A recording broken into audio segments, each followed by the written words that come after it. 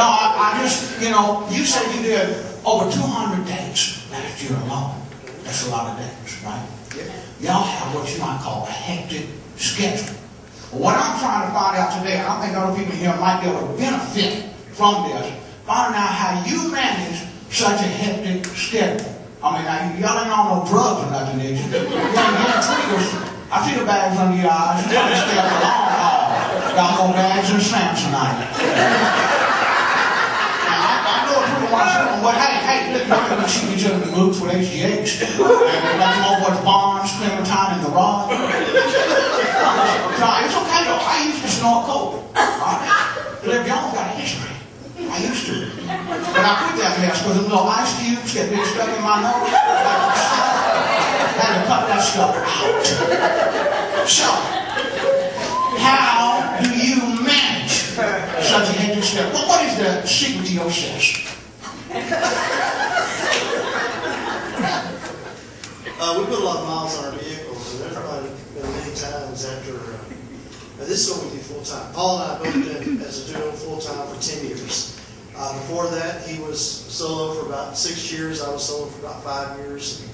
And we realized that our families were traveling with us. We were hauling them all over the country. At about the same time, both of our families went, that's enough. They got tired of being dragged around. Paul and I both knew that I mean, we'd sang together for a long time. We'd sang on each other's albums and written together and done some things together. We kept thinking, man, why don't we try this together? It might work. The cool thing about us traveling together is there's accountability.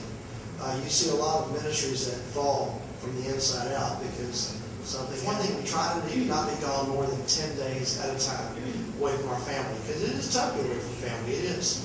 I came home and it was just one of those weekends where the pay wasn't good. You just didn't see God move. You're sitting there going, open up the garage, and I began to throw equipment across the floor. And my wife came walking out the door, and she said, what you doing? I said, I'm through. She goes, what do you mean you're through? I said, I'm going to find me a job. I'm going to go back to work. I'm tired of being on the road. And she said, honey, she says, you know, more than anything in the world, I'd love to have you home all the time. Then she said, is that what God's telling you to do? Ouch. So, you know, we have godly family in our lives that encourage us and keep us on the road, keep us doing what we're doing. And folks like you who are always there to encourage. We have a lot of stalkers. I mean, fans.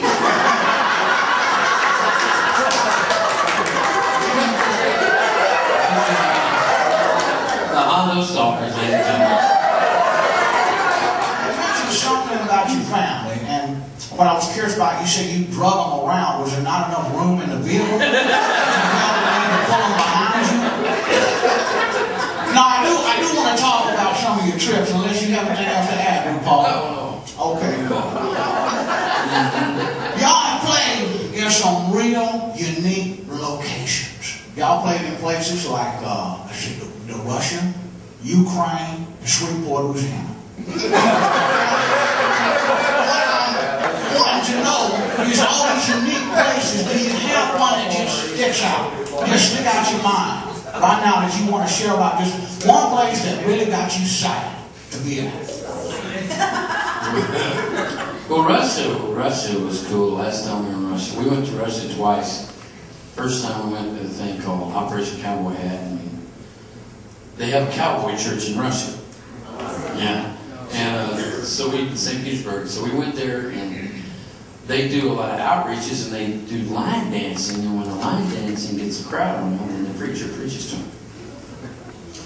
But they needed cowboy hats. They would have one cowboy hat, and they took turns wearing it. Some of us can believe that. Yeah. Some had some big heads and didn't get right.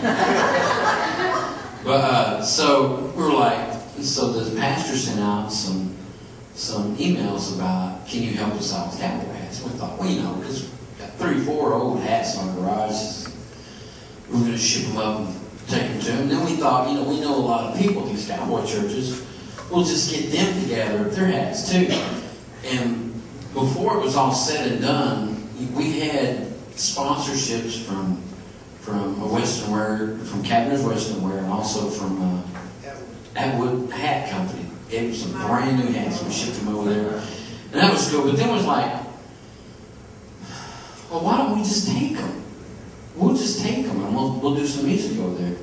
And so we got back in contact with them, and come to find out there was only 2 people that answered their emails. It was us and a ministry up in Washington. And so they, unbeknownst to us, were wanting a singing group to go up there, and this guy's a preacher up there.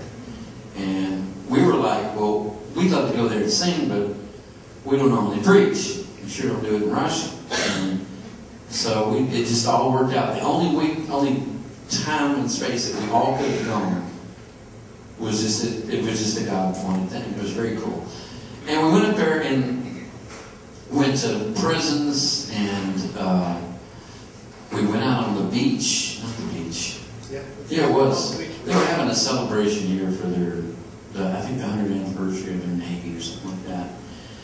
And so the pastor was, because he didn't get any permits or anything. He didn't tell us this till afterwards. And so we go out on this thing, and the police drive by. You know, we're not doing anything. We're just watching stuff.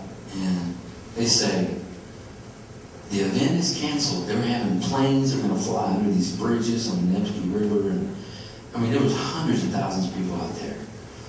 And they said, the event is canceled. Go home. Well, half of them were drunk anyway. So we're like, we're going to party anyway. So the pastor says, let's pull out the instruments. So we pulled out, and there was like 10 or 15,000 of these Russian people. And we're just singing, and they're dancing and having a good time. And then the pastor gets up and he speaks again. It was just a real neat day of ministry. And the cops came by again, did not bother us at all. But that was the coolest one that I can remember.